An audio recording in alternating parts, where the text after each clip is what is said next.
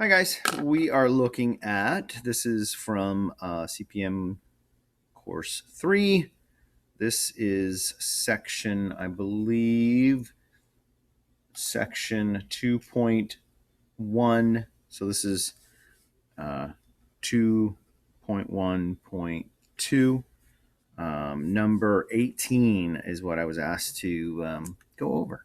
So algebra tiles, looking at algebra tiles and making sure we understand that concept and how, and again, making sure you know that algebra tiles, the purpose of algebra tiles is to give us a visualization of combining like terms. That's a big piece. And then getting into area and perimeter and everything else when you're dealing with variables, right?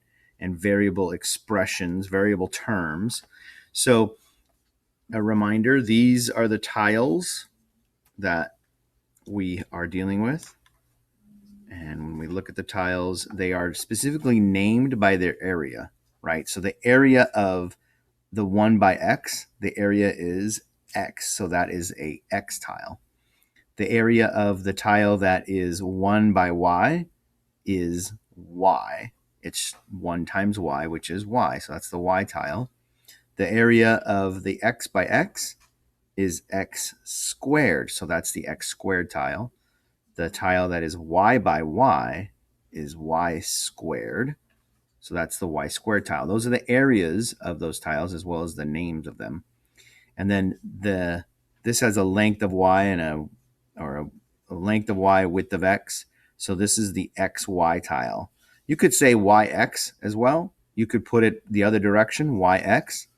But we tend to, when we have variables, two variables in the expression, and they're being multiplied in that term, when we have two variables in a term and they're multiplied in the term, you tend to put the variables alphabetically. That's why that's xy instead of yx.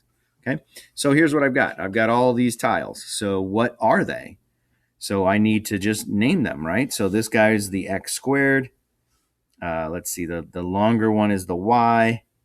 That's a y. That's an x. That's a y. That's a y. That's an x, right? So I'm just naming them. This is an xy. That's an x squared. That's an x squared. That looks like an x tile. That's a y tile. That's an x tile. That's a y tile. That's an x squared. That's an xy. This is a y squared. That's an x squared. That's an x y tile. And then that's the x squared tile. So hopefully you can see that and read those. So now it's write the expression based on what this collection is, right? It's really the expression when you say, what is the total area of the pieces? That question, what is the total area of the pieces? That is the expression, the algebraic expression that they want you to write based on what we see here. So let's start alphabetically. So let's start with the x, and we'll start with the one that has the highest exponent, so x squared. How many x squareds are there? So that's going to be my first term. Let's see, there's 1, 2, 3, 4, 5, 6. So it would be 6x squared. All right. Then at this point, we write it. Let's find the how many y squareds there are. So y squared looks like there's just one. So plus y squared. Then let's look at the xy's. How many xy's are there? There's a 1xy, 2, 3. So that's plus 3xy. Let's go to the x's. How many x's? Little x terms. Let's see, there's 1, 2, 3, 4. Did I get that right? Yep. 4 x's. So plus 4x. And then how many y's are there? So y's looks like there's 1, 2, 3, 4, 5, 6. Plus 6y. All right, I think that looks right. I don't think there's anything else that I'm missing.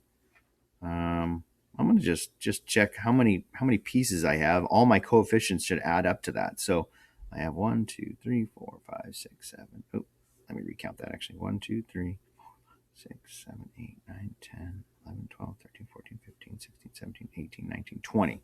So all my coefficients should add up to 20. 6 plus 1, right? Remember that's a When there's nothing there, it's a 1. 6 plus 1 plus 3 is 10. Plus 4 plus 6 is 20. Yep. So we got it. There you go.